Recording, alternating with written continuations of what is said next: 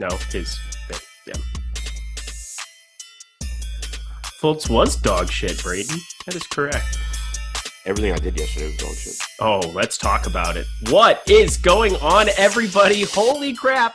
Top of the morning to you here from the West Coast. It's NBA Strategy Show presented by Prize Picks. I'm Eric Lindquist here. Hit that like button because I am up early for you, putting in the work on a two-game NBA slate here during the holiday season, December 22nd.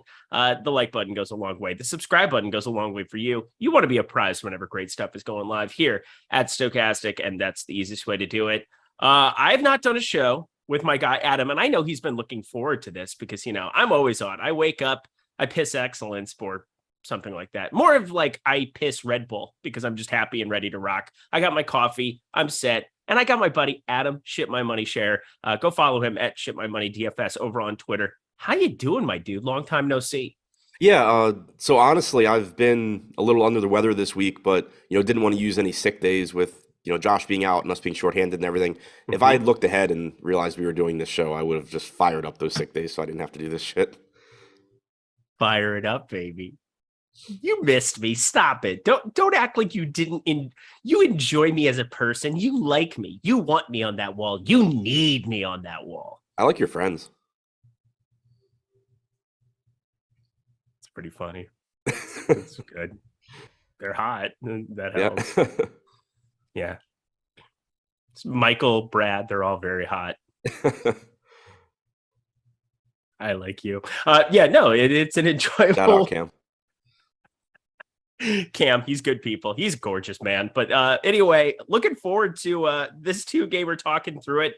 There's actually some news, some things that we can talk about. This isn't a very stale two-gamer. I think I'll actually be playing it. So looking forward to that. Looking forward to the NFL showdown slate. There's no lack of DFS options today. Make sure you're signed up at Stokastic, taking advantage. We have like the 3 free days offers. We have BetMGM offers for you guys to get in the door. And then we'll be talking a little bit of Prize Picks, where I play a lot at out here in California. It is my main place where I get all of my prop exposure. But let's talk about last night because we have the time and we need to fill 51 minutes here coming up. So what the hell happened last night? I went to the Clippers game. I went to the LaMelo Ball show. It was wild to see as many people from Chino Hills cheering for LaMelo Ball when they're down 35 and Kelly Oubre going like this, or hang on, he's left-handed, going like this when he's knocking down threes down 40. It was like, what is going on here? Why are they playing him in the fourth quarter during this entire run? He goes for 60 plus, and I have none anywhere. Yeah, so I don't think I had him on the main slate, but it didn't matter because I'd played a lot of Brooklyn, so I was dead anyway. But or Brooklyn Golden State game, so I was dead anyway. But on the night slate, I had played more De'Aaron Fox than LaMelo, and I had a lot of Teo Maledon as value. So Maledon subs in, with like 3 minutes to go in the third, racks up like 3 steals, 2 assists. I'm like, cool, I might get the whole fourth quarter from him too. This is like a 25-point game. And then they just sub LaMelo right back in for him. I'm like, yep. What are we doing?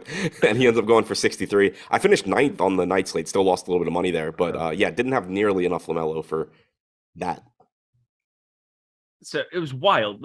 So my father-in-law, the tickets that we get from his work, it's like right behind the Charlotte bench. So I've seen your Instagram. First row.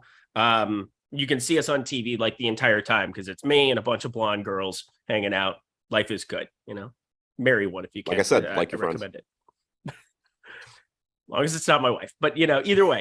So we're like right behind the bench there. And we're sitting next to this lady with the biggest breasts you have ever seen in your entire life, feeding her baby and whatever else. And then she's like, all right, I'm done with this. She gets done and starts slamming tequila. Her and her husband are from Chino Hills, and they're like, this is the very first time that we have been able to go out in forever. They were neighbors of LaMelo Ball growing up. And then, like Chino Hills area, that's where he went to high school, yada, yada, yada. But either way, she gets blasted, starts socializing with everybody down there and whatever else. And LaMelo's like pointing to him like he knows that everybody in the crowd is for him.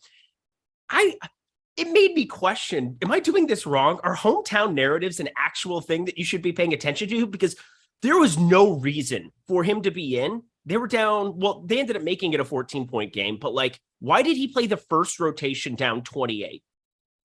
I mean, in the fourth. So as far as narratives go, I hate the like, oh, it's his homecoming, he's gonna play well. Like he's not gonna play better. But you can, and you can't actually project anything for it. I will at least like entertain the thought of like when it's situations like, oh well, if like he's just gonna play, they're gonna give him more run or whatever. Like to me that's similar to like when Quinn Snyder was coaching Utah. And it was just like they can be up by 30 if it's a home game. He's going to leave his guys in because he rewards the fans that way. So to me, that's kind of similar where, not that I would ever have said like, oh, I feel more confident in LaMelo's minutes because he's playing in LA, but at least like those kind of narratives make some sense. The so-and-so is going to his hometown, he's going to shoot 80% is just stupid, obviously. Yeah. So, I mean, the best part was for myself. That didn't matter to the story whatsoever. It was lovely. And she was a really chill chick and having some fun on her like one night out and forever. And, that's what happens when you have like a newborn, I suppose. Don't even want to think about those things. But shout out Chino Hills because they showed up in a big way. Every shot LaMelo put up down $1 billion. They were still going nuts. They were cheering it. They were going nuts. I'm like, I'm pretty sure you have had a 0% chance of winning this basketball game since about the 6-minute mark of the first quarter. Yeah, that game was out of hand very, very quickly. Yeah, but it was enjoyable to go to. It was Jewish night. Hey, Adam. Yeah, I saw. I don't know if it was that game or a different. Skee ball. Did you see that? No, you made $500 playing skee ball basketball. It was incredible. That's cool. Yeah, no, actually, I didn't see that game. It was a different game last night that I was watching, and they went to like the menorah lighting ceremony at halftime. And I tweeted about it. It was like the only thing I've thought this week watching this is like every rabbi is so bad at singing. And like the one I had growing up actually had a pretty solid voice. I didn't realize how lucky I was until I started watching these NBA halftime shows.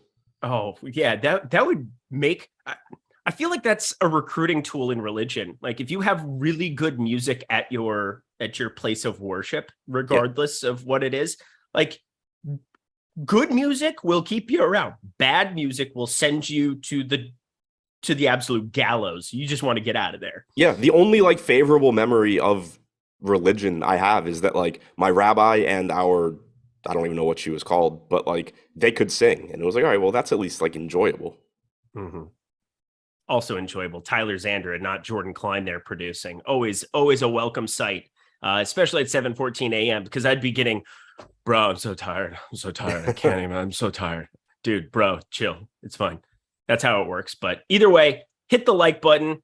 I think we've adequately talked about yesterday because I don't want to talk about Fultz. I don't want to talk about Kevin Durant. They scored 91 points in a half of basketball. I don't know the last time I saw 80 points in a half of basketball, let alone 91. It's absurd. Are you gonna Google that? You're gonna Google that. You're helpful. Oh, I wasn't. No. Okay, good talk. Let's get to it, shall we? I know you guys are here to talk things, and I kind of enjoy being here because live before lock, there's a lot of pressure to constantly be analyzing. I'll be on that later with Greg tonight, per usual, but filling in here for Josh. Luckily enough for Adam. Adam's so very lucky to see me today. That's for sure. We start with San Antonio and New Orleans. You're looking at an 8.5 point spread, 227.5 total here in this one, and the massive news just has to be thrown out from the onset. You've had Brandon Ingram out for a while, and now you have Zion Williamson out too. I think that makes this game at least a little bit more competitive. You have Jakob Poeltl, who's been back into the fray for 2 games here on the San Antonio side. Just 21 and 22 minutes, but that Houston game, I'm not sure what to make of it. He ran into some foul trouble. They ended up having a blowout. They knocked Houston out, just the doors off of Houston, actually. 2 bad basketball teams, that'll happen from time to time, but I'm not sure what those minutes could look like. We'll talk about him here in a second, but starting with the San Antonio side, Keldon Johnson doubtful. That makes a lot of guys very, very interesting, including Devin Vassell, probably the only competent offensive player besides Poeltl here. What stands out to you from San Antonio? The Keldon Johnson news is big because that does open up production for Devin Vassell as well as for Trey Jones gets a little bit of a bump without Johnson on the floor as well. So both of those guys are going to look better here. Certainly a pretty good matchup. $7,400 price tag on Vassell, $6,500 on Trey Jones. Those both look reasonable. Without Johnson on the floor this year, 1.21 DraftKings points per minute in 282 minutes for Vassell, 26% usage rate, 17% assist percentage. Both of those look pretty good. Trey Jones at 1.15 DraftKings points per minute, 22.5% usage rate, and a 35% assist percentage. So both of those numbers look good as well. Outside of that, it's tough to trust a lot of anything else here. You do have Josh Richardson back, so he's going to soak up, 22, 24 minutes, something like that. But Jakob Poeltl is also a good point per minute guy. Like you said, though, the question is just how many minutes is he going to play? We saw him limited to about 20 in his first game back from the injury. It's more difficult to read into what happened last game, though, because like you said, maybe a little bit of foul trouble, although he did pick up his second foul in the first half. He picked it up 20 seconds into the second quarter. He didn't sub out until the 6 minute and 37-second mark. So I don't think that was related. I think it was more they were going to play like 24 minutes of Poeltl, 24 minutes of Collins. Yeah. If you get 24 minutes apiece here, then it creates a situation where they both look okay, but Zach Collins would actually be the more appealing one to me at 4,900. But I think there's a decent chance that you get like a 26-22 split or something like that, in which case they still both look okay, but Poeltl would start to look like the better of the two options. Yeah, what's really interesting about this 2-game slate is there's really only 2 power forward / centers on DraftKings that are in play, Jared Vanderbilt, and then if Larry Nance plays, Kelly Olynyk's out. So everybody's like true center. So you're kind of looking at the position as a whole. Kristaps Porzingis is questionable coming in, still sicky. They play on a back-to-back. Everybody's playing basketball on Friday. Really, really excited to be breaking that one down, before Christmas Eve. That is going to be a wild Friday slate. But Kristaps Porzingis, if he's sick, does he play on both legs of this back-to-back? They go to Sacramento tomorrow. It's going to be intriguing. But Kristaps Porzingis pulling right now 32%. If he doesn't play, and we should know all of this news, I would think, at lock, 8 p.m. Eastern time, 5 p.m. Pacific time, you have an hour until the Washington-Utah game. I think Jakob Poeltl is going to become more popular, and trying to guess what those minutes are, it becomes more important to figure out exactly what you want to do. But I would want to play Jakob Poeltl more than 36% right now, but if he starts going to that 50% range, which is more than viable on a slate like this, maybe we do start hitting eject. Yeah, I think $4,900 Collins, if you're going to get a 3-to-1 or even bigger ownership discount, becomes really interesting because even if let's say that the plan is to do something like 26-22 and it goes according to plan, Zach Collins can still be good in 22 minutes. But if you get foul trouble or blowout or anything weird happens, Zach Collins is going to smash at 4,900 if he gets the minutes. So I don't know. I think the ownership gap right now is just really interesting in that it seems like it favors Poeltl a little bit more than it probably should. Yeah, I'm probably with you. I get why it's there, 6,400, and I'm probably on the side of thinking that he gets around 25, 26 minutes minimum here. If it's a competitive basketball game, maybe 28, maybe he's capable of that. And that's going to make him project really, really good at 1.2 fantasy point per minute guy. In terms of EPM on dunks and threes, he's just a good basketball player. He's routinely been, a 90th percentile type basketball player in the NBA. So I've always liked him coming from Toronto to San Antonio. He's about one of 3 competent basketball players on that team. I'll put Trey Jones in there, 3.5. We'll call it 3.5. So I wanted to actually start talking about him because the Devin Vassell situation, he is offensively the only piece that they really have, but now he's up to 7,400 over on DK. Over on FanDuel, 7K. He's far more popular there, 58% ownership, going a little bit over owned, but I have no problem on a 2-gamer making him a stand over on FanDuel. What do you think about him even on DK at 7,400? I like him on both. Shooting guard, small forward on DraftKings as well, so you get a lot of flexibility there. He should play 32 to 34 minutes if this game's competitive. Last game, you got 29 minutes from him. He lost about 4 minutes to garbage time there. But the offense really should run through him. I mentioned it before, but 1.2 DraftKings points per minute without Keldon Johnson on the floor. So I still like getting to Devin Vassell at this price tag. I think the ownership is warranted. All right. Well, we've covered both of the centers there. Poeltl, Collins, I'm completely on board. If Poeltl starts pulling more ownership because people have money to spend and you lose a spend-up option in Porzingis, I think it's very viable to go to Zach Collins and kind of make that flip. But I want to ask about Jeremy Sochan because this guy out of Baylor, defensive stalwart for the most part, coming off the bench now, it's been sporadic what these minutes have been. 18-21, played well against Houston, but also I think got a little extra blowout run at 3,600 here. I'm not sure what to do because you see that. It's pretty jarring to see 3,600 for him and then no ownership. I'm having a tough time figuring out what I want to do with him this morning. Coming into the slate tonight, we have so much information. I mean, we're almost 10 hours away or less than 10 hours away now between now and lock. But like, I feel like I would want to be pulling the trigger on it. I just don't know if it's necessary with all of the Pelicans value that we have or necessary with what could be existing in Washington. How do you feel about him at 3,600 on DK? I think it's cheap enough to roll the dice on. I am curious to see if he continues to come off the bench or not. Because remember, we did see Devin Vassell play several games off the bench when he first came back from injury. At some point, maybe you see Sochan get back into the starting lineup. But if he's coming off the bench, obviously that's a little bit riskier for his minutes. He's been a 0.75 fantasy point per minute guy without Keldon Johnson on the floor this year. So at 3,600, if there is a path to him getting 24 minutes, that's going to look fine. One thing that stands out to me right now, though, is that Keita Bates-Diop for $400 more is actually getting a little bit less ownership at 6% on DraftKings. I expect Keita Bates-Diop to start in place of Keldon Johnson. He's also been a 0.75 fantasy point per minute guy without Keldon Johnson on the floor this year. So if you get that situation where Sochan's coming off the bench and Keita Bates-Diop is starting and they're similarly owned, I would go to Keita Bates-Diop first because I think he's just going to project for more minutes and they're similar point per minute guys. If they're both starting, then I think they're more comparable and I would probably just be using both as value options. I like that. Any other option that might be existing here? Are we on a 2-game slate trying to make Doug McDermott, shout out Ames, Iowa, a thing? Are we trying to make Malachi Branham, who I didn't know who it was when he checked into the basketball game last time. And I do this for a living, so that's a problem. Anything else that stands out to you from these ancillary San Antonio Spurs options? Not particularly. I mean, we got the start from Romeo Langford last time. If Sochan doesn't return to the starting lineup, I assume you'll see that again. But 3,500, not a good point per minute guy. Still didn't play a ton of minutes. Richardson's back. I expect him to play 22 minutes or so off the bench. That's not going to be too exciting. McDermott, I mean, if you want to, it's can he get hot off the bench? Sure. But right now, he's getting 2% ownership. If Bates-Diop and Sochan are going to pull 6 and 7, then I'm just going to go to those guys before I get to McDermott. I don't plan on trying to get to Malachi Branham. But I think the guys we'd already talked about are pretty much where I'm at.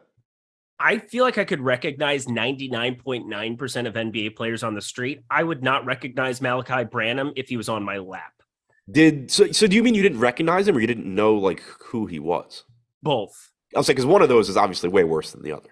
I have no idea what he looks like, but I do know that he's been playing minutes for the Spurs for a while. Well, I mean, I know that I've plugged him in, so I have a thing that automates it. And then, when you're on live before lock, sometimes so anybody who's not pulling more than 15 minutes, I basically just am Xing out just for sake of being able to sort my lineups quicker and make sure that I don't, if I have a minimum of, 15 sitting in Cruncher on a late night slate or something as I'm shifting stuff over, from my own stuff from the main slate after the show to doing the other stuff. It sounds complicated. It's really not as complicated as I'm making it sound. It's just a dude that doesn't ever show up in lineups for me. And then usually when I'm kind of automating the minutes, I just haven't seen the name in a while because it seems like the Spurs, other than last slate, I mean, Devin Vassell, I had so much of against Houston. As soon as Keldon Johnson was ruled out, I felt like he would be under who's 10%, and that worked out very, very nicely. But just completely forgot Malachi Branham was a person. Yeah, that's fair. Shout out to his family. I love you guys. But before we jump over to the Pelican side, I might as well just do this. BetMGM. You guys want to sign up for it. We're 25 minutes into the show. The best way that you can treat us nicely is hitting the like button and signing up for cool stuff when we have these offers. And then the second best thing you can do is get free stuff for Christmas, like this BetMGM risk-free promotion. You're getting 2 free months of Stokastic Platinum. That's ridiculous. And here's kind of what's going on with this BetMGM offer. There's a lot of different things to it, but it's not that complicated. Maybe 90 seconds to sign up and do everything. If you're in a legal betting state, like Adam just showed up here in Maryland, yay for him. Boo, California. You guys have an opportunity to sign up in the video description box below. Click on that link, go to BetMGM, which is a great sports book. You want to be signed up at all the sports books and taking advantage of all these promos. You're going to bet $10 or more on anything that exists on planet Earth. Don't do a futures because the bet has to settle before you get the free stuff. But you deposit $10 or more, you're going to get a risk-free bet. That means that anything that you bet, period, It is risk-free. You can't lose it. If you win the bet, you get the money and the profit from it. If you lose that bet, it comes back to you in BetMGM dollars. That's amazing. But then you're also getting a $25 free bet. So cool again. And then you also get those 2 free months of Stokastic Platinum. So you're watching a DFS show. I'm assuming you want the best tools and content in the industry. And that is here at Stokastic, where we have the lineup generator, which is just bonkers good right now. We're doing so many nuanced things behind the scenes with Sky, some of the data team. You want to be signed up for all of these great offers because 2 free months gets you all the way through the Super Bowl. And I know this is an NBA show, but I'm assuming a lot of you are playing NFL Showdown, NFL playoffs, weeks 16, 17, 18. Like these are wild, wild NFL weeks. You're going to want to have the best tools and content in the DFS space. That is here at Stokastic. So you're going to get all of that from BetMGM. The easiest way I can explain this, you bet $25. That is going to be risk-free. So if that loses, you get another $25. If that loses, well, guess what? You still have that $25 free bet. That's 3 bets for the price of 1. Check it out, sign up at BetMGM, and make sure you sign up and get those 2 free months. That is good stuff for the Christmas time. All righty, you. Let's go to the Pelican side, the main event. A lot of guys projecting out well. Let's start at the top. CJ McCollum's 80% owned right now. Oh, yeah. I thought you were going to follow that up with something. But I was not. Yeah. Here's the yeah, he hasn't been very good this year compared to what he did last year, but still going to get tons and tons of opportunities here without Ingram, without Zion. He's averaged still. So here's the thing. He's played 253 minutes without Zion and Ingram this year. He has a 28.8% usage rate. He has a 29.9% assist percentage. When you mention those rates at 7,500 playing 36 minutes, it suggests he should be 80% owned. The issue is he's averaged 1 fantasy point per minute because he kind of sucks. So that's kind of the problem here. Does he suck? What? You think CJ McCollum just sucks? I think he's not very good, yes. At least to date so far this year. Gotcha, I thought I thought he was looking pretty washed in Portland.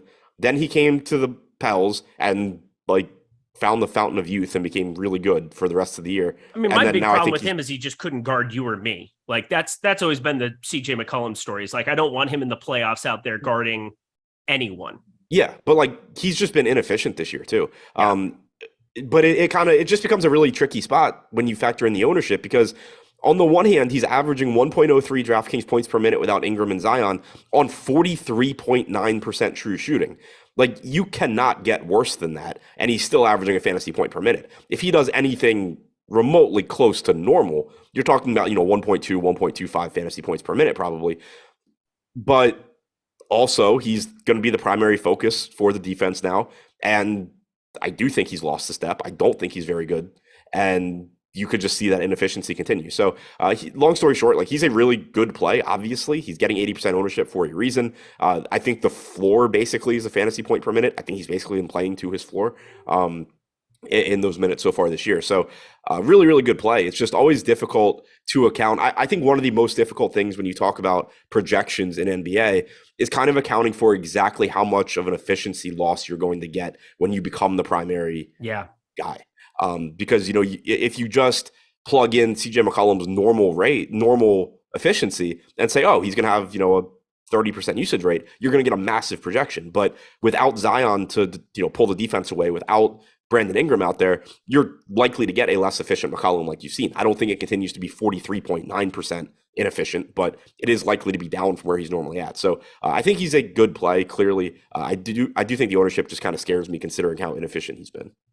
Yeah, there's something as you're looking through some of the numbers. I mean, this year has been a travesty in terms of efficiency. I'm not debating that whatsoever. 50% true shooting, 48% effective field goal percentage. Those are bottom 20th percentile type NBA players. And now you become the primary guy where defenses can key on you a little bit more. Makes all the sense in all the land that he's somebody who you could see a wider range of outcomes than most guys who you would expect to be the primary ball handler, to do everything, and would be 80% owned in a spot like this. I think the main question is you look at the point guard position and he's 7,500. You'd be pivoting to guys a little bit cheaper in Clarkson and Trey Jones. Jose Alvarado, I think we're both under the assumption he's going to be the fifth starter. Yes. Sorry, I was pulling up CJ McCollum on Dunks and threes. Who's the fifth? Oh yeah, no, it's just CJ McCollum again. He's. I'm looking through. I'm literally on that page right now for him. It makes me sad looking. Rim 50% finishing percentage at the rim too. I mean, his mid range has disappeared, and I think that's pretty much the main culprit because he's always been like a mid range reliant type player, and if that goes away, he's dead. Like he's useless as a basketball player. Yeah. Well, because I pulled it up because people in chat are telling me I'm wrong that he's sucked this year. Like he's very clearly sucked this year. 6% finishing at the rim, 50th percent, 52nd mid range, 44th 3-point. Like he's not been good. I'm not saying he won't ever be good again, but he's played like shit this year. It's not. I think we can also assume 47 games played, 62-26 out of potential 72, 83, 30. There's been some injury issues that have existed for him. And again, if he's lost a step, if that mid-range goes away, because again, he goes from being a 90th percentile guy in that regard to an average, like dead average 52, he's just dead. He will not be a good basketball player. So I'm on board with it. He's still finding ways to be somewhat effective, dishing the basketball, hasn't been a primary scorer, probably enjoying making money, eating gumbo, living his life. Yeah. Yeah, and I mean the concern for me is that like you saw this, it was trending this way when he was in Portland, and then like he figured it out once he got to New Orleans, and I actually admitted that maybe I was wrong because I thought the trade was ridiculous for the Pels, and the extension also I thought was ridiculous, but I thought the trade was insane, and then he came out and just actually played really well. I was like, all right, maybe I was wrong, and he isn't, he didn't lose a step like it looked like in Portland, and then we're back to this year where I think the second half of last season might have just been like a flash in the pan, or like you said, he's just banged up again, and that's also a very plausible outcome. But either way, he's clearly not been that guy this year. So I think the efficiency concerns are there, but he's still very clearly underpriced to be playing without Zion and without Ingram. All right. Well, we've exhausted our CJ McCollum discussion, but I hadn't looked at him specifically. There are some definitely concerning things that exist there. I think inherently I was doing the DFS thing where you see CJ McCollum without two of the main three that you would assume New Orleans would call those that trio, that core of players that they have. He's 7,500. He's at point guard where there aren't a ton of guys that I'm just like jamming in there. But I will say Jose Alvarado would be the cheapie you kind of want to go to. I'm under the assumption right now they've started him alongside CJ McCollum in a lot of these spots. I think he gets the start. Maybe he doesn't. Maybe they decide to go to like the Najee Marshall. I think they go Najee.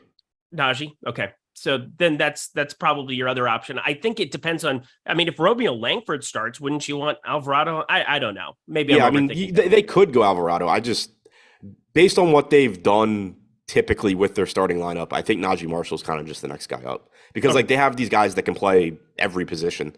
And typically it's just been, somebody's out, Trey Murphy moves into the starting lineup. Somebody else is out, Najee Marshall moves into the starting lineup. Gotcha. All right. Well, Jose Alvarado at the point guard position. We'll get to him here next. Who would be your next highest owned guy? Jonas Valanciunas, I'm assuming, coming off of his what was it? Oh yeah, absolute nuke that he dropped, getting minutes with no Larry Nance. Larry Nance, you're going to be paying close attention to that news. What do you think about J-Val on this slate coming off of an absolute bomb? Yeah, I'm still pissed off about that because I've been waiting for that Joval game all season. You got get him at 5% owned, and just the way that slate broke down, I ended up not even getting to him. Even on the strategy show that morning, Rinpack had been like, I don't really like anybody from the Pels except Zion. I was like, I love Joval if Nance doesn't play. And then I just still ended up not getting there. So still pissed off about that one. But cheapy centers, man. Yeah, They'll exactly. And it was one of those, I think it was one of the Nas Reed, Thomas Bryant slates. It was. Yeah. I had 100% Nas, and I still got to a little bit of J-Val, but I can't remember who it was that ruined my life, but he did. Somebody did. Yeah. Okay. Chandre with the ridiculous take. Dame is bad because he needs high usage. That's stupid. What? Anyway. Well, how do you come back from that? Right. So with Joval, you saw 37 minutes last game with Nance out. If Nance is out again today, I expect to see a lot of Joval. It does help that San Antonio is going to give essentially 48 minutes to Zach Collins and Jakob Poeltl. We had seen in two previous games without Nance, you got 30 minutes in one of them from Joval. In the other one, you got 20. They closed with Zion at the 5, but obviously you're not doing that today either. So I think that Joval is going to look better than normal anyway, even if Nance is in, for a couple of reasons. One, we've seen Larry Nance play alongside him recently more often than they were earlier in the season. With Zion out, you can actually see that happen here. I know there was a game previously where Zion was out where Larry Nance was really popular because people decided that he was going to play some Zion minutes. He didn't play a single minute alongside Joval, which was obvious at the time, but then he still smashed because like Joval got in foul trouble. Now I think you actually could see some Larry Nance alongside Joval just because we have seen the Pels switch it up and start running those rotations a bit more. And if they're going to play alongside each other, not only is that good for Nance, it also means Joval can play more minutes. If Nance is out, those minutes for Joval should be very secure, barring foul trouble, because you're clearly not closing with Zion at the 5 since he's not playing either. So Joval, one or the other, is going to look good here. You get increased usage without Zion as well. But if Nance is out, those minutes are even more secure. Let's talk about some of the other options from this starting unit first. Trey Murphy, Herbert Jones, Najee Marshall pulling some ownership right now. 25-minute projection over here at Stokastic. I think that all makes sense here. I've liked Trey Murphy since he came into the league. He needs more usage. He has very low usage. I don't know. He's fine. He's a dude. He's at 47%. The shooting guard, small forward eligibility for him helps. Herbert Jones, multi-position eligibility helps. Defensive stats on FanDuel, yay. Who else stands out to you from the Pelicans? I looked while you were talking. I looked up out of curiosity. Damian Lillard, 99th percentile in offensive EPM so far this year. That seems good. Yeah, I think he's getting the usage because he's really good, not he's really good. He's because unbelievable. How would people not think he's good? Yeah, wild take there. But anyway, for the rest of... I think what it is Anthony Simons, I think, is really good too. So do I. So that maybe when Damian Lillard's out, there isn't as big of a drop-off, but that is because Anthony Simons confirmed good at basketball. I mean, yeah, Simons is in the 92nd percentile in offensive EPM. To put this in context, CJ McCollum is in the 78th, 79th percentile. So, call him out. You've made your stand. You're not playing 80% CJ McCollum. I mean, I still might. Like, it's still a good price tag, but I know for the rest of the team, like, there's value to be had here as well. You have Trey Murphy at 4,800. He should play a lot of minutes. You've gotten 219 minutes from him without Zion or Ingram. Still only 0.72 DraftKings points per minute, but he's cheap enough where he's going to look decent. Herb Jones at 4,200 should play more. Again, not a great point per minute guy, but minutes should be there. Dyson Daniels at 3,300 should play quite a bit. Najee Marshall, like I said, I'm expecting him to start. It could be Dyson Daniels as well, but either of them are look like good values also. All right. We got to scrape the barrel. We got to do everything on a 2-gamer here. Yeah, I just stopped being able to breathe, so I had to stop talking. Oh, that's bad. I had like a cough like stuck, and I was like, I'm either going to start just coughing into the mic or I need to stop talking. Don't you go dying on me. Yeah. No. Sometimes when you're on Twitter and trolling me, I'd be okay. You just choked, and I want you to live, but I want you to feel a little pain. Yeah, just like get scared for a second. Yeah, I want you to see God flash before your eyes. Merry Christmas. Yeah, thanks, man. Alvarado, I didn't mention. You had mentioned you think he's going to start. He certainly could. But even if he comes off the bench, you should see a bit more playing time from him. He's near minimum salary. He's actually a good point per minute guy. Trey Murphy, not Dyson Daniels, 0.8. Herb Jones, not a good point per minute guy. Alvarado's averaged a fantasy point per minute without Ingram or Zion this year. The more minutes he plays alongside McCollum, you expect that to go down a little bit, but still a pretty solid point per minute guy that's just really, really cheap. Yeah, the Alvarado thing, I think for me, it was just looking at if Romeo Langford's going to start again on the San Antonio side, maybe you just throw Alvarado out there from the get-go. He's been really good in terms of a bench role and very, very limited minutes. But like that usage has been Devontae Graham-esque. Like you basically have him mid-20s, 30% in a spot against Phoenix there. Went a little bit down there lately, but if he gets the start, there's no Zion, there's no Brandon Ingram. 3,400, I would obviously play him. Would you play Najee Marshall a lot at 3,700 if he gets the start? Would that matter to you at all? I wouldn't change anything. Yeah, I mean, I would give him a couple of more minutes, but I think he's going to play a sizable role anyway, whether he starts or not. All right, that's fair. Just like it's fair going to prizepicks.com. Yes, Prize Picks. I don't get to talk about them very often. This is my very first NBA strategy show of the entire season. Prize Picks is the jam if you're playing player props. They have the most of them out of anybody in the industry, and They have tons of great promotions going on for Christmas. Yesterday, I ended up playing, $50 or something. I was just like, well, I'm going to the Clippers game and whatever else. I got $34 in free promo funds because whatever Trae Young scored for points up to $50, you got reimbursed back into your account. So regardless of how you did, you were getting some free money. I'm not sure what the offer is for today. I will pull it up as I'm talking here, but they have NBA, college basketball, NFL.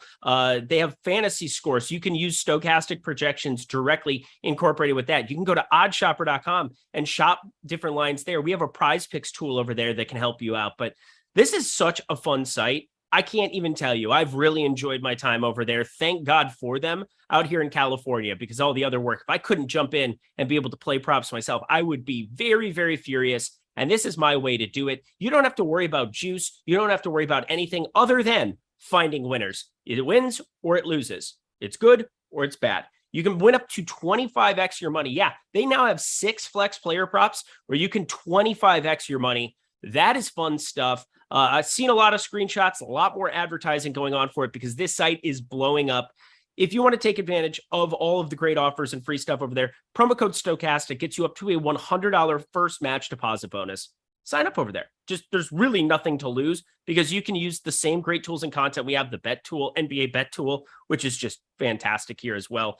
The OddsShopper data you can use and incorporate directly into prize picks.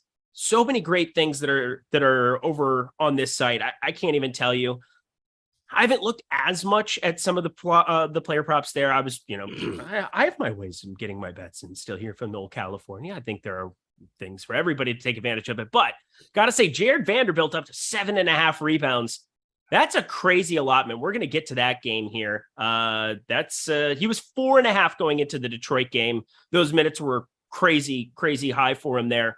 I'm looking at shorting that. I'm just contemplating it. We'll see. I'm curious to get your take on what the Utah rotation is going to be, but I would just simply take less than on the 7.5. I would pair that with another play. You have to play at least 2 players in a lineup. You will 3x your money when you automatically power play that. So check out Prize Picks. It's such a fun place to get your prop exposure if it's available in your state, like it is here in California. It's awesome. Promo code Stokastic. Get that $100 first match deposit bonus. And thank you to them for sponsorship of our lovely little NBA strategy show.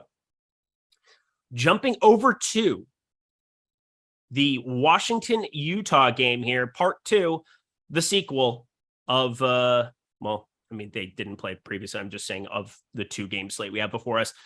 You got a 229.5 total. Utah 6.5, depending on what book you're looking at. But starting on the Washington side, they played great against Phoenix, absent Kristaps Porzingis. Bradley Beal, I didn't know what those minutes would necessarily look like after getting back here. 35, he looked great. He was able to do many, many things.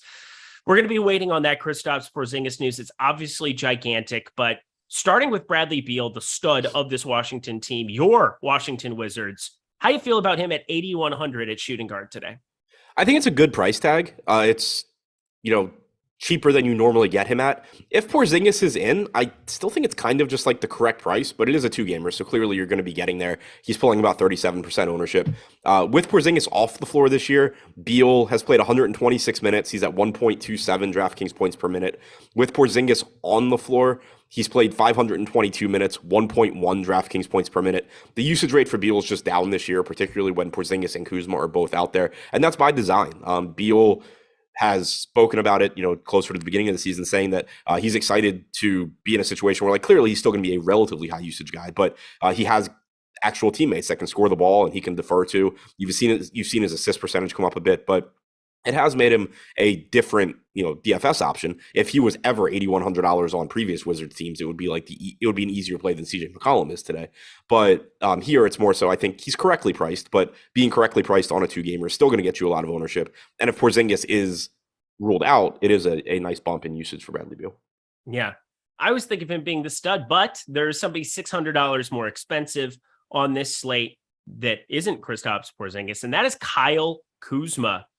I will ask you this because this is more interesting to me than Damian Lillard, because I think we can agree. You should be able to agree he's confirmed good at basketball. Is Kyle Kuzma good at basketball? I think it kind of depends on Sure does. how you mean it. So I think it he's depends on good. his situation. He is situationally a good basketball player. Well, yeah, and I also think he's good. The thing that happens is like everybody either gets treated as like they're really bad or they're really good. I think Kuzma is a good player. I don't think he's any sort of like a star, but I think he's a hell of a lot better than I thought he was on the Lakers. Yes. Like I thought he was actively bad on the Lakers, and I've been very, very, very pleasantly surprised at everything that he does since coming to Washington. Yeah. The reason I prompt this is that I think there's an inherent bias from what we all saw in Los Angeles. And I think one of the main changes is just a guy that he's a lot better when you don't have to go out there and say, hey, play with the ball in your hands and do, because it was just such like an isolated one-on-one thing in LA. I don't even know how to describe it, but like he's made strides on the defensive end, especially this season. Like he's been a positive defender by pretty much any metric that you look at. He's been a good rebounder. Now, defensive rebounder the last 2 years. I mean, that has been a drastic change from his time in LA to Washington. I think situationally, he's a basketball player you would want on your team now, which is not something that I would have said forever. I love these strategy shows. You can actually talk about basketball things and not have to be like, oh shit, I got to get my lineups in. Yeah, and I mean the rebounding thing was something that really hurt me at DFS for a while because it was just like I'm not gonna start treating Kyle Kuzma like he's a great rebounder, and then Moses Malone, right, and then he just keeps doing it. Yeah. And you have seen like Washington's kind of just done things to try and make him better too. Like they have him initiate the offense sometimes. They like that he can do that, but it's not like he's going to do it regularly. But as a result, you still do see decent assist numbers from him as well. But yeah, like he's been relatively efficient. He's been great scoring at the rim this year. Usage rate is up. Like I also would have expected that he just would have a lower usage rate and Beal's would be higher. But you've seen Beal deferring to him a little bit more. So he's been a lot better with Washington than I expected him to be. Yep. When they got him from the Lakers, I enjoyed watching Westbrook on Washington. So like I was disappointed they were trading him anyway. But when they got Kuzma, it was kind of just like, whatever. I don't think he's good, but realistically, neither is Westbrook. So, whatever. We got KCP and we got Kuzma. Whatever. It's a good enough trade. I did not expect Kuzma to actually develop into somebody that's a positive. You know who'd be really good on the Lakers right now? Kyle Kuzma. And Kentavious Caldwell-Pope. Oh my God. What an absolute. They're hilarious. I hate the Lakers, so that's great by me. Shout out Clippers. I've adopted them as like the LA team that I'll cheer for, but I will never, ever, ever cheer for the Lakers. I enjoy watching this. So I'm cheering for you, Kyle Kuzma. Keep being good in all of the different ways. Let's play a little bit of devil's advocate. Let's do a Kristaps Porzingis is in and a Kristaps Porzingis is out for the people who are listening to this on podcast. Leave that 5-star review. People who are listening to this after the fact on YouTube, hit that like button. But Kristaps Porzingis in 9K. Where does he rank for you? Extremely high. So on DraftKings, he's center only. So that always, drives up the opportunity cost a bit. But like you were saying earlier, there's not a ton of good centers on this slate. Joe Val is going to look really good at 6K, but on DraftKings, you can play two of them. On FanDuel, I believe Porzingis has power forward. Yeah, he has power forward eligibility, so it's a non-issue. So I think he's going to look really good if he's in. It's a favorable matchup against Utah. He's been very good this year as well. He's averaged 1.28 DraftKings points per minute overall. He's also been playing huge minutes, and he's not coming back from an injury. This is a non-COVID illness. So if he's good to go, he should just be good to go, and he should be getting 34, 35 minutes from him. I think he's going to look really, really good if he's able to play.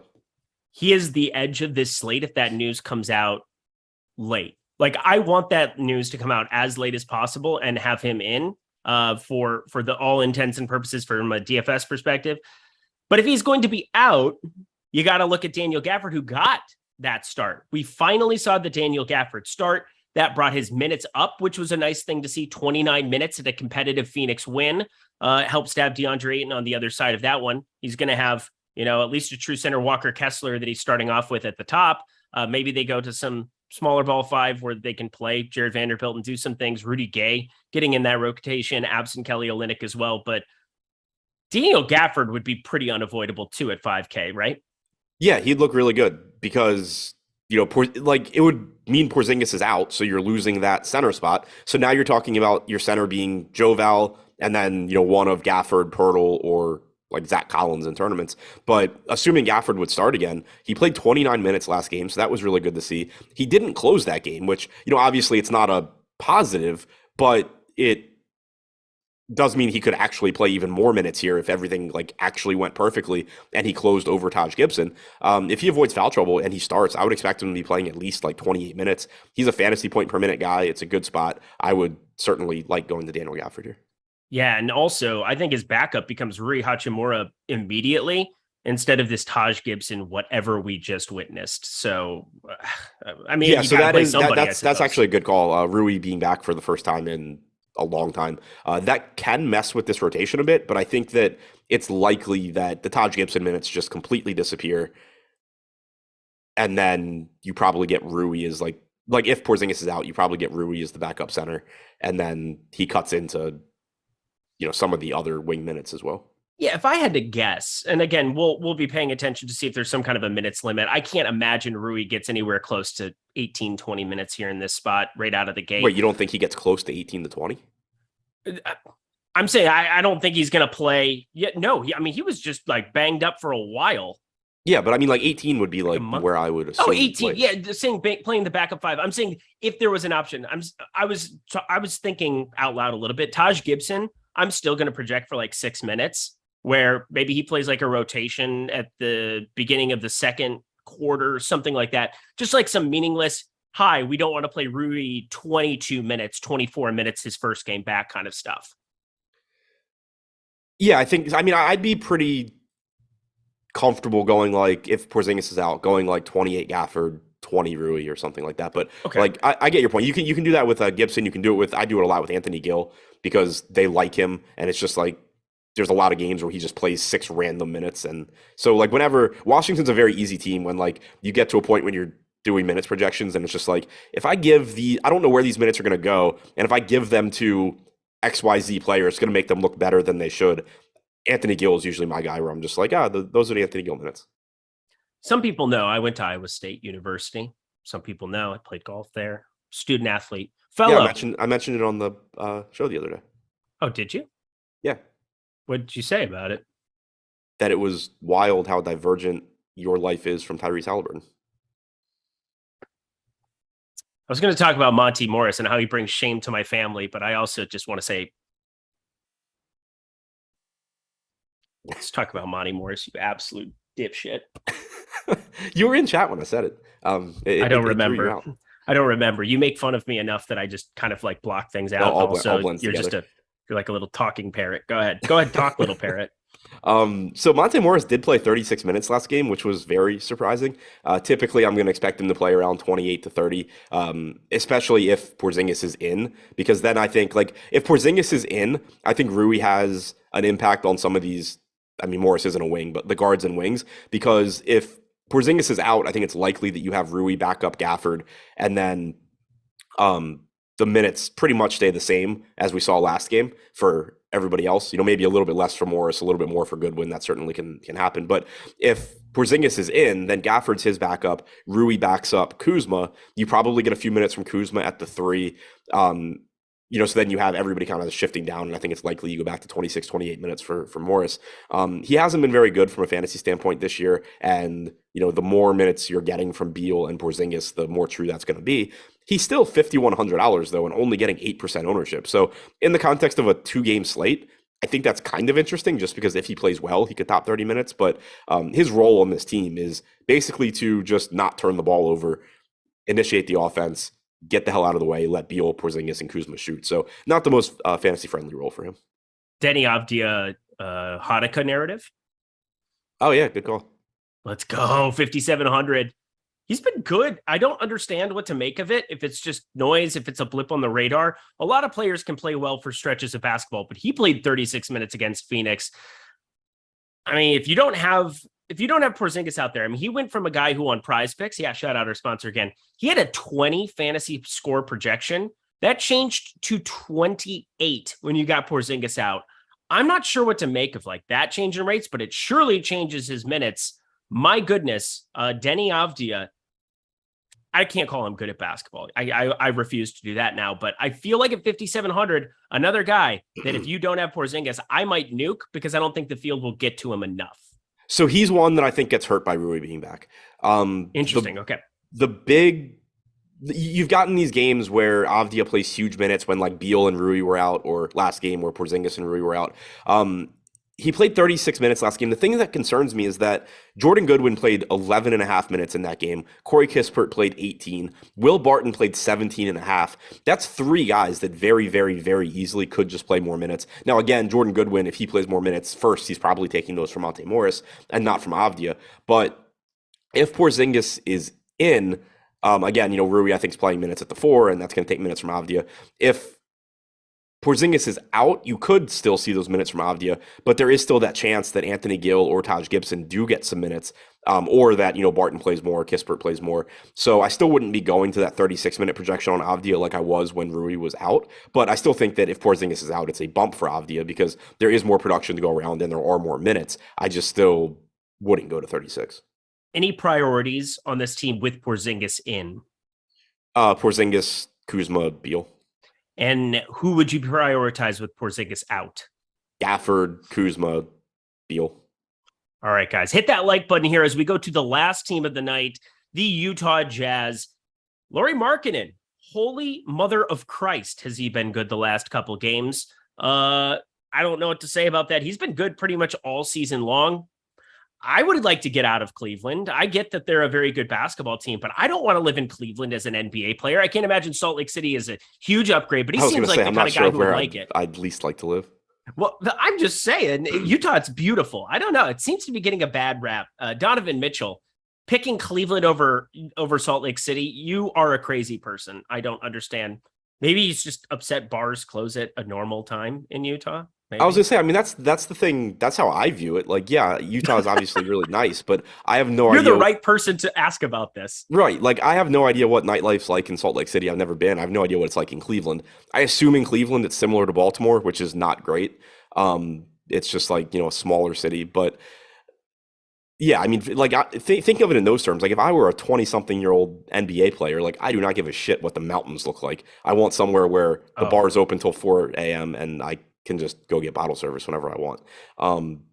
So I wouldn't. Have you ever seen a Mormon church get done with church? Like the girls walk out of the. I've never seen a Mormon church. Actually, I have seen there's a Mormon church. Like, buddy, there's one in Maryland where one of the main highways.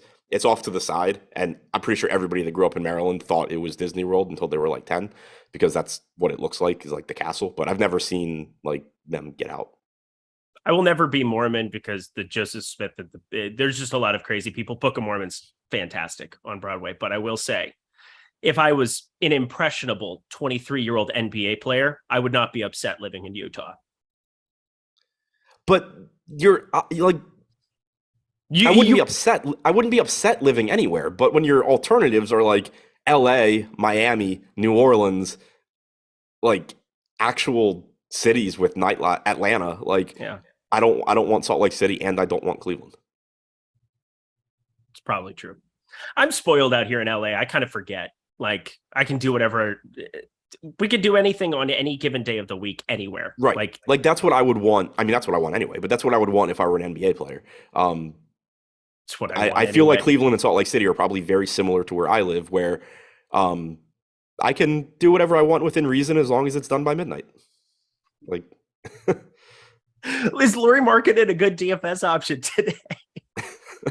Yeah, I think he's a good DFS option pretty much every day. Yep. He came through for me really nicely the other day. He's still 8,300 here. He's been about a 1.2 fantasy point per minute guy, even in the games that Mike Conley has played this year. You're getting a lot of minutes from him as well. Should play 34 plus if this game's competitive. You got 36 last game, and he lost 2.5 minutes to garbage time. So I think he still looks good. He is getting 52.5% ownership, so that makes sense. Conley's getting some ownership. Clarkson getting some ownership. Both of those are fine as well. Conley hasn't been very good, but 5,300. I do think it's interesting that Conley's getting 28% ownership and Morris is getting 8. I think they're very, very similar plays. Whereas, where I'm not confident in either one. I don't really like either one, but I understand why either of them would get ownership. I don't think the gap is that big between Mike Conley and Monte Morris. So that's an interesting, kind of difference in ownership.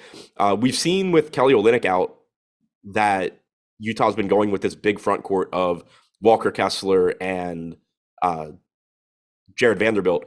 I'm curious to see if they do that here.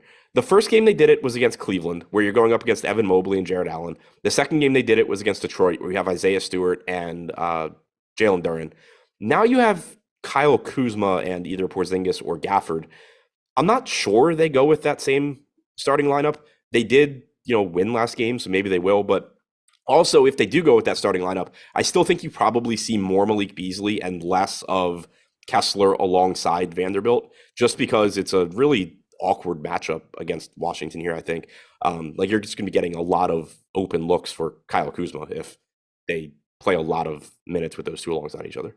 Yeah, well, I didn't even have to segue you into that. That was something I had previewed in the prize pick session, and just the Jared Vanderbilt spot. Round out this entire team for us here. They're pretty unappealing compared to the other three, I think, on this slate. We could probably all come to some kind of an agreement about that, but round out any other interest you have in Utah pieces.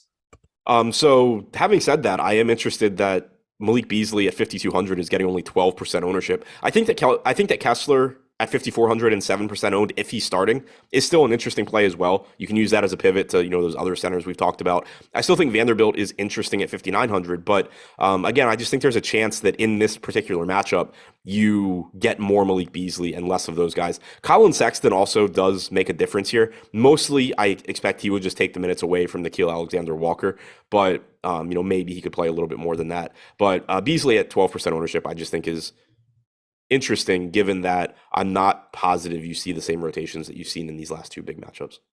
Oh, wasn't it so fun being back together, Adam? Yeah, it was a great time. You're not being sarcastic. Oh, right? Toronto, another city I would much rather live in than Salt Lake City or Cleveland. All right, well, we're going to get the heck up out of here. I just noticed we have the NFL strategy show, matchup show coming up right now on this channel. You don't have to go anywhere. Simply click over to Lofty and Savoca. Looking forward to that one. I'm going to hang out for a little bit here because now I'm awake and I'm alive, alert, awake, enthusiastic. Adam, any final words for the people as we get out of here? I'll be back for the deeper dive with, I think, Rinpack. I don't know, somebody that works here at 6 p.m. Eastern. That a kid. Way to go. Great sell job there. 6 p.m. Eastern time. Yes. Ryan Patnaik, my dude, Rinpack, and Adam hanging out. Then I'll be on with Greg per usual, NBA Live before lock. Looking forward to it. Thank you to Tyler Zander behind the virtual glass. He's not going anywhere either. Adam, he hates Utah. I'm Eric. I think it's a lovely place. BYU. Girls, ridiculous. We'll see you guys later. Bye.